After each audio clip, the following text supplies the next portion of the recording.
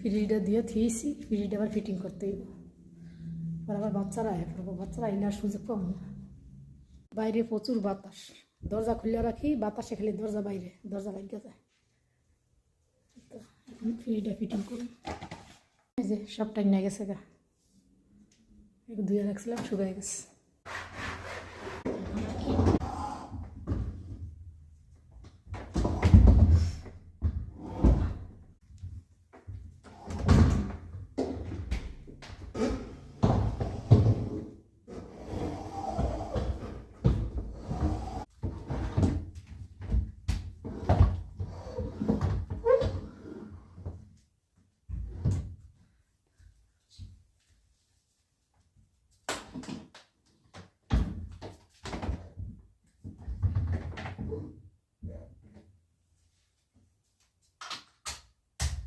এই যে মাশাআল্লাহ দেওয়ার পরে কত সুন্দর হয়েছে।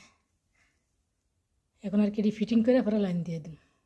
এই তো ফ্রিজে লাইন দিয়ে লাইছি। আর এটা হইলো সৌদি আরবের পানি, জমজমের পানি।